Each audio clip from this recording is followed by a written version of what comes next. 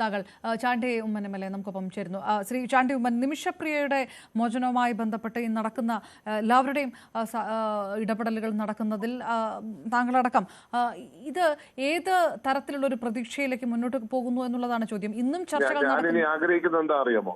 ഞാനിനി ആഗ്രഹിക്കുന്നത് ഇനി ഒരു ചർച്ചയും നമുക്ക് പബ്ലിക് മീഡിയത്തിൽ വേണ്ട.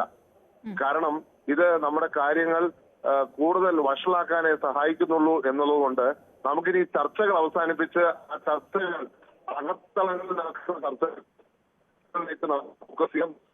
ചർച്ചകളും അതുപോലെ ഇതേപോലെ ചർച്ചകൾ കൂടുതൽ ചില കാര്യങ്ങൾ എങ്കിലും എല്ലാ കാര്യങ്ങളുമല്ല ചില കാര്യങ്ങളെങ്കിലും നമുക്ക് വഷളാക്കുന്നുണ്ട് എന്നൊരു സാഹചര്യം ഉള്ളതുകൊണ്ട് എനിക്ക് പ്രത്യേകമായ അഭ്യർത്ഥന, സോഷ്യൽ മീഡിയയിലെ ചർച്ചയെങ്കിലും അടിയന്തരമായിട്ട്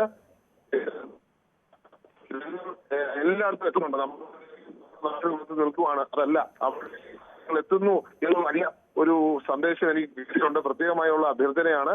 നമുക്ക് ഈ ചർച്ചകൾ അവസാനിപ്പിച്ചില്ലെങ്കിൽ ചില ബുദ്ധിമുട്ടുകൾ ഉണ്ടാകും എന്നുള്ളത് ഞാൻ അഭ്യർത്ഥിക്കുകയാണ്. അതുകൊണ്ട് നമുക്ക് നിമിഷപ്രിയ മോചനത്തിന് വേണ്ടി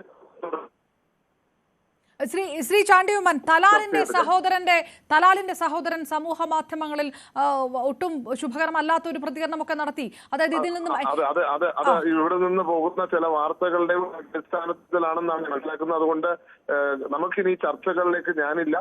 നമുക്ക് ഈ ചർച്ചകളെ വേണ്ട.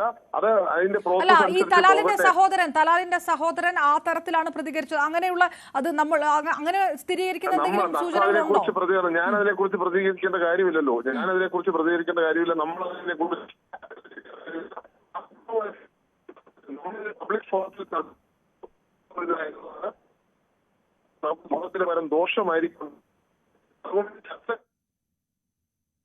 റേഞ്ച് വിഷയമുണ്ട്. ഇതിനകത്തൊരു തുറന്ന ചർച്ചകൾ സമൂഹ മാധ്യമങ്ങളിലെങ്കിലും ഒഴിവാക്കണം. ഇല്ലെങ്കിൽ അത് വളരെ നെഗറ്റീവായിട്ടുള്ള ഒരു നിലപാടിലേക്ക് കടക്കും. തലാലിന്റെ സഹോദരന്റെ പ്രതികരണം അതുകൊണ്ടാണ് എന്നുള്ളൊരു മറുപടി ചാണ്ടി ഉമ്മന്റെ ഭാഗത്തുണ്ട്. ശ്രീ മുഹമ്മദ് അലി കിനാൽ